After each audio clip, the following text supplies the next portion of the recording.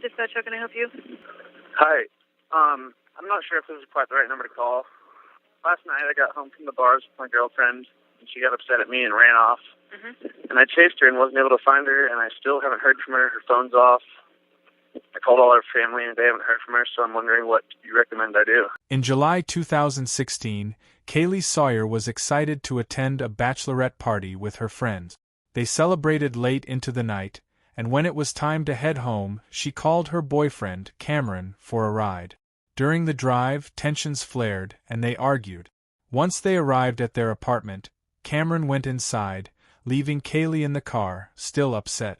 After about 10 minutes, he stepped back outside to check on her, only to find she was gone. Yeah, she was mad at me, so I walked inside and told her to come meet me, and then when she's calmed down. And then I went back out in 10 minutes, and she was gone. And I called her a few times, and she said she was walking down the street. And then I guess she said her phone was about to die, and then I couldn't get a hold of her after that. I haven't heard from her since. 2 days later, Officer Edwin Lara arrived at the local precinct to report a shocking confession from her husband, Edwin Lara. Edwin, a security guard at a nearby college, had come home the previous night behaving unusually quiet and withdrawn.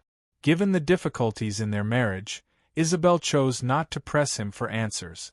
However, the next morning, Edwin confronted her and revealed the truth. He had taken the life of Kaylee Sawyer. So he comes out of the room, and his eyes were all teary. That's what I'm like, what happened? Tell me what happened. What's wrong?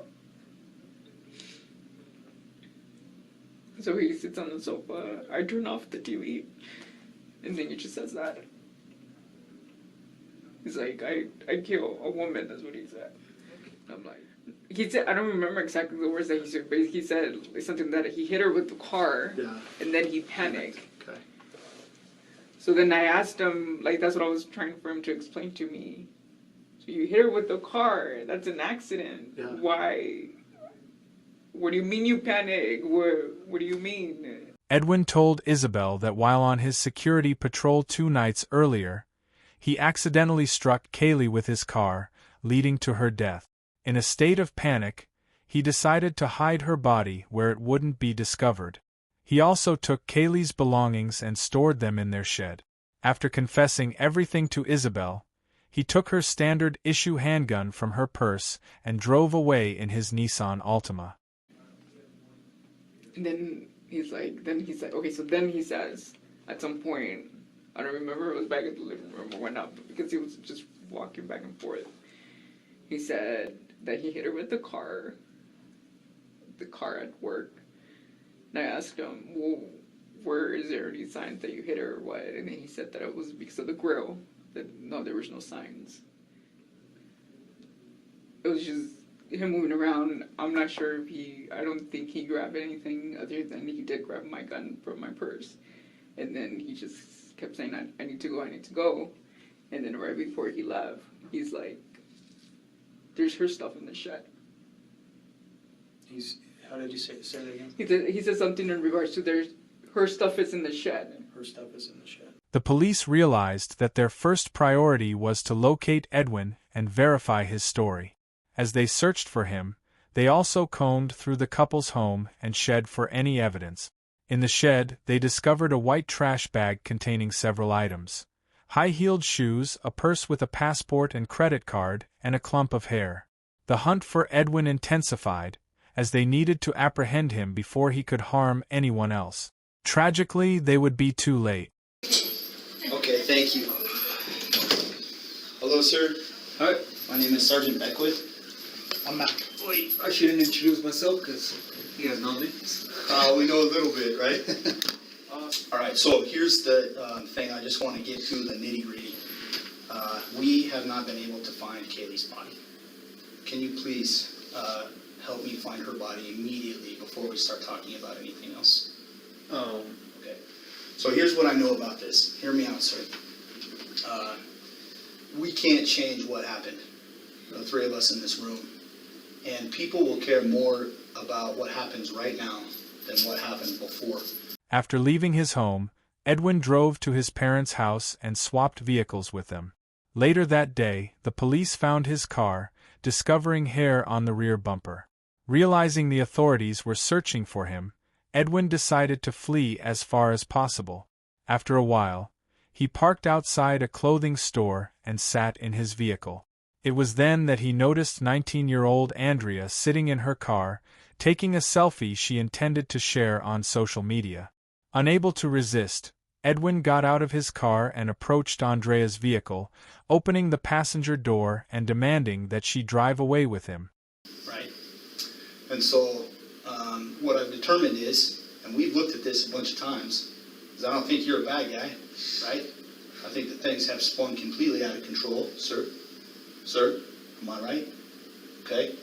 But, that being said, you know from your training and your education that we have a massive load of resources right now dedicated to one thing, and that's to serve the victim's family, okay? And they need that. And they need that right now.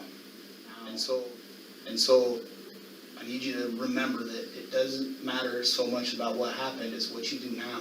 Yeah. And you know this, man. Matt wants to do a Matt.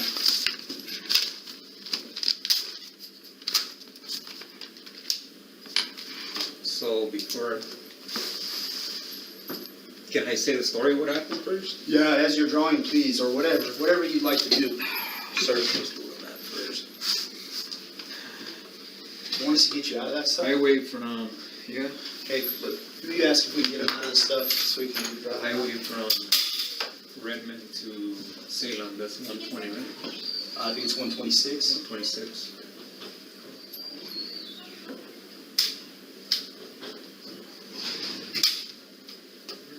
Yeah, we'll get you out of those things. It's going to be on the south side of the road. So if this is north, like the...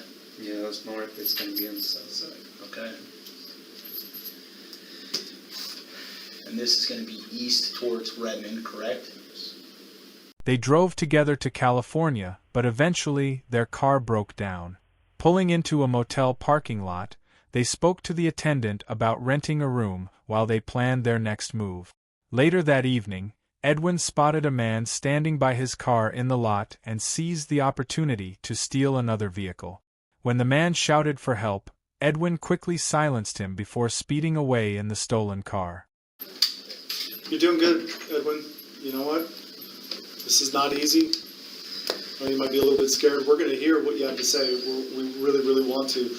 I'm thankful, and so is Sergeant Beckwith, that you know what the right thing to do is right now, and that's to help us locate her, for her family, for the community, for us, for you, for your wife, all that good stuff, okay?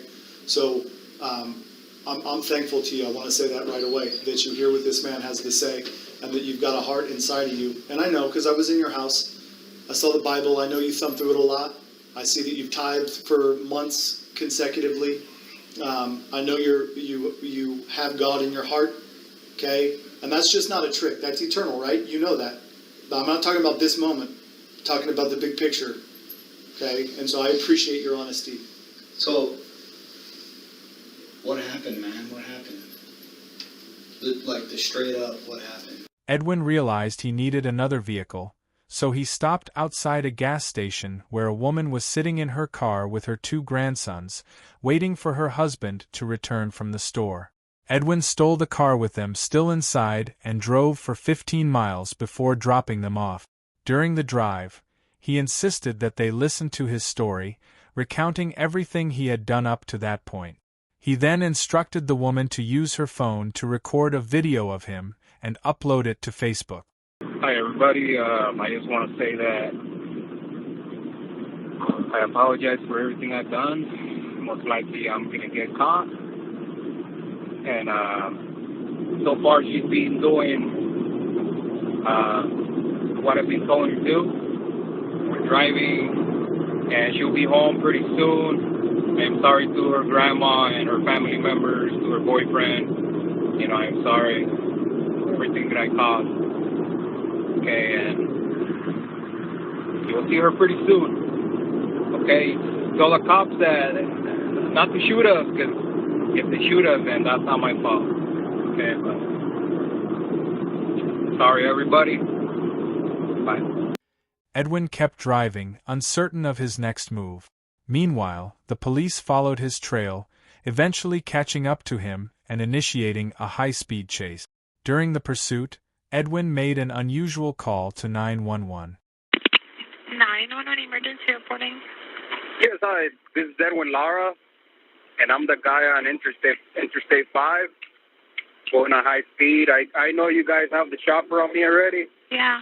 And, I just want to say I am going to turn myself in. Hello? Yeah, hi. What's your name? Andrea. Andrea, what's your last name?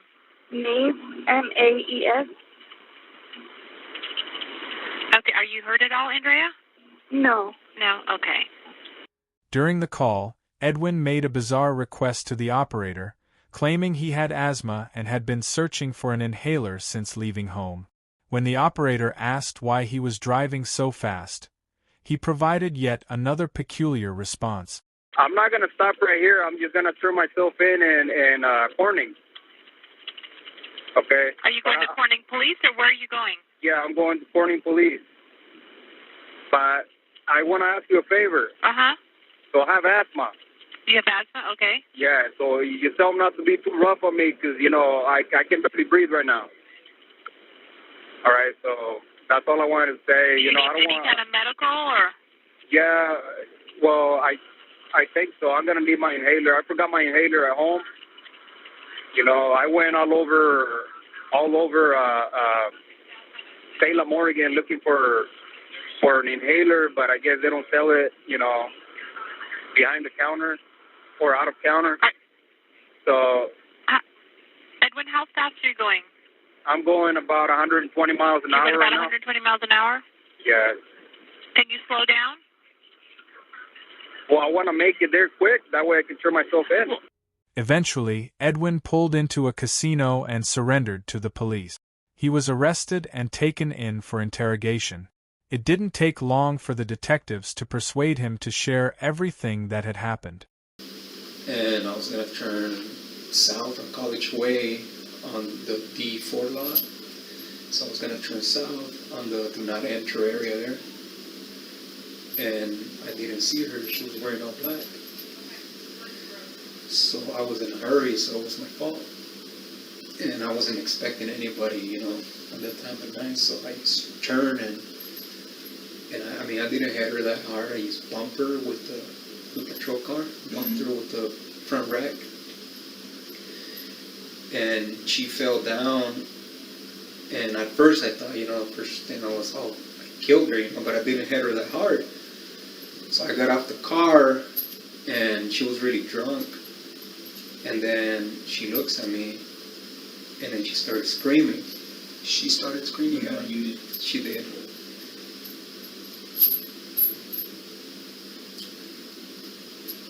So I panicked and I just grabbed her by the throat and told her, shut up, shut up, shut up. So she passed out. I put her on the back of the patrol car, drove her up the B12 lot, and then I was panicking. I didn't know what to do. She already seen me. She saw my face. So I opened the door, and that's when she came back. She started screaming again. So I grabbed her the chokehold, and I was telling her, shut up, shut up, shut up, shut up. She was just struggling to scream. So I threw her down and I hit her with a rock on the head. After that, I dragged her body behind a tree there and I hit her with another rock. On the night Kaylee's life was taken, Edwin was working the night shift as a security guard. While patrolling the area in his campus security vehicle, he encountered Kaylee, who was walking alone after a fight with her boyfriend. Still drunk from the bachelorette party, she was out for a long walk. Edwin claimed he accidentally bumped into her with his patrol car, prompting her to scream. In a chilling turn of events, He picked up a rock from the ground and silenced her cries. Left her body there. I went to the Zama gym. I tried to wash off all the dirt from my clothes. I had a stain on my shirt. I was wearing the bike patrol shirt. I had a red stain. I couldn't take that off, so I started washing my pants and my boots on the Zama gym. I went into the men's restroom right in front of the main entrance of the south entrance of the Zama. Then after being there, I just walked towards the women's gym or shower, and I went into the shower and I started washing off all the dirt from my pants. And then I looked at the watch and it was like 1:50 or whatever, and my shift was almost over. The detectives allowed Edwin to speak for about 20 minutes as he confessed in detail to his crime. While they now had a confession, they understood they needed more to ensure he would never do this again. They aimed to get him to admit that he had planned his actions, as this distinction was crucial compared to someone who committed the same crime in the heat of the moment. So a couple things you need to understand, and we're finally getting to the real problem here, we really are, is you knew she was never getting out the car the moment you shut that door. Well, let me finish. You need to let me finish, right? Because I know this, okay? Because you said we were hookers. She's like, no. Immediately you go to give me your purse and your phone. Well, I knew she wasn't going to get out. She wasn't gonna survive that encounter, was she? No, it Because was. you can't let her live. Edwin, we're missing something here, man. Look, yeah, I know what you guys are thinking, and it makes perfect sense. It does. Because Why would you I know ask? where you got- Why would you ask for her purse? What was in your head that made you want her purse? Because, you know, Just in case she had a gun? She could defend herself. She was going to use her phone. to call 911, call for help. So, but listen to this. According to your story, this is where it does not make sense. If your intent isn't already there to do some kind of harm or some kind of evil to her, some friggin' evil that's there, bro. It's there. You just gotta face it down, man. You can't cower away from it. You face that damn thing down right now. If you know the only way, if you don't have intent in her head, your thought is, I gotta keep that phone away from her because she's gonna call for help before anything bad's even happened. You've already made a decision. Am I right or am I wrong? Tell me. So I made the decision at that time to silence her. The detectives needed Edwin to admit that from the moment he encountered Kaylee, he had intended to commit the crime. Up to this point, the second detective had remained silent, following a familiar routine known as the good cop bad cop tactic. Typically, the bad cop comes in first, acting aggressively, threatening, and accusing the suspect. After a while, the good cop enters to build trust, exploiting the suspect's fear of the bad cop. In this instance, however, the roles were reversed. The good cop initially tried to establish rapport for a confession, and when that failed, the bad cop stepped in to intimidate Edwin, hoping to break him under pressure. Because When did you make that decision? when she started screaming, because she had seen my face. But you already grabbed her phone. You already kept her away from making a call for help or contacting someone. So you're already preserving yourself. So I'm thinking it's before, when you ask for the purse, I think you already know in your head, I'm going to silence her. Why else would you ask? So when she gave me her, like she had her phone, because I knew her phone was back there. Like it just clicked on my head, and I put her purse back there. Her phone is in there, you know. So I told her, give me the purse. So then Tell me exactly how you said, give me your purse. Say it exactly how you said it. Okay, so I went, give me your fucking purse. Just like that. Just like that. Okay. So she hands over the purse, and I'm like, your phone is not in here. And she goes, yes, it is. So I start digging in the purse with this hand, and I find the phone, and it's there. So, and, you know, very relieved, but at this time she's struggling with the door, and I'm telling her, shut up, shut up, shut up, shut up. Do you have dominion over a woman? Dominion? Mm-hmm. Dominant. Is there anything about her life that means less than yours? Okay. But you told us earlier when you were trying to carjack people in Salem, you wanted a woman who was weaker. Weaker woman because I knew a guy was going to fight me and I didn't want to kill anybody. Right, so you have dominion. The detective recognized that Edwin was an emotional person who, despite his crimes, wanted others to perceive him as good-hearted. He had confessed to his wife while crying and called 911 to reassure them that his passenger was safe. These behaviors suggested symptoms of histrionic personality disorder, HPD, characterized by an excessive desire for approval, strong emotional expression, and susceptibility to influence. The detective decided to leverage this disorder against him during the interrogation. And what he means by take it into consideration is this, man. Bluntly, you've betrayed that trust. Okay? The sound that you heard after the strike of the first rock, before you hit her with the second, is agonal breathing, and you know this. It's the sound of life leaving her body. It's the sound of the life God breathed into her, leaving her, and her life being no more, going away, being done. No. You know what it is? You need to hear it though.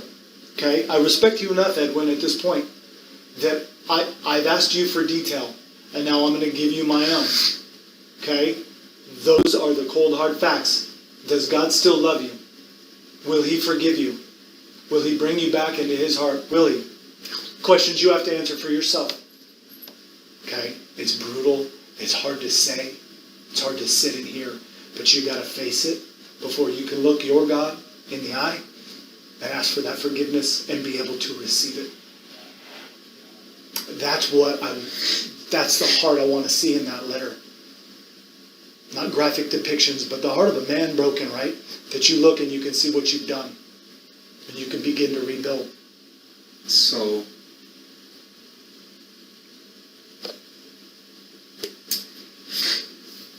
I think all throughout my life, I have struggled with somehow the urge to kill. But what has helped me not develop that, in a sense, was when I married my wife. It kind of dissipated because I had something to look forward to. Before that, I didn't have nothing to look forward to. The interrogation ends with Edwin reading a letter he wrote to the father of his victim. He cries heavily during the reading of this letter, and then he was handcuffed and sent to jail. At first, Edwin's wife received quite a bit of backlash because she waited several hours to inform the police. By her waiting, she wasted valuable time and had allowed Edwin to commit more crimes. They say that she should have dialed 911 immediately instead of going down to the police station. Isabella also resigned as a police officer and moved far away from her home. She did, however, receive a phone call from Edwin shortly after he was arrested. This call may be recorded or monitored. I have a prepaid call from Edwin. an inmate at Tehama County Jail. Your account balance is $9.05. Press 9 for rate information. If you wish to accept this prepaid call, dial 0 and hold. To refuse, dial... Thank you. This call may be recorded or monitored. Hello. Hi. Hey, babe. What are you doing? Well, here, trying to put my life back together. Yeah, I'm sorry to hear that. So when you were calling earlier, I wasn't able to, it was getting disconnected. Mm-hmm. So I had to prepay the call to just know that I guess there's some issues there, but I guess you figured it out, or I'm not sure. No, I didn't. Can you advise my parents of that? When are you having court? So right now I feel that all my rights are being violated. Because an attorney hasn't been appointed to me, although, they read my rights when I got here. They're like... ¿So has hablado o no has hablado? Yeah, I keep asking for an attorney, and there is no attorney because Okay, so for me to be transferred to Oregon, and that's gonna take a while. All I want is a lawyer. That's all I want. I want a freaking lawyer because my rights are being violated right now. And a lawyer was supposed to be appointed to me from the moment I have a lawyer, and a lawyer was supposed to be appointed to me from the moment I asked for a lawyer. And I've been asking for lawyers since I got basically booked yesterday or whenever that was, 2 days ago. I don't know what day it is today. I don't even know what time it is. I love you. so just okay, I'm doing what I could do for you. Just give me that freaking lawyer. That's all I need. Yes. The news are gonna get here Sunday, so they're gonna talk to me on Sunday. All right, just get me the lawyer. I just need a lawyer. That's it. Yes. Right now, I'm being possibly in prison. You know, at this time. You know, I'm not even know why I'm being booked for. They haven't told me these are your charges or anything like that. You know. Edwin ultimately pleaded guilty to his crimes and was sentenced to life in prison without the possibility of parole. Thank you for watching this video. If you found it informative and feel this channel deserves a subscription, we appreciate your support. Please share your thoughts and opinions on this case in the comments below.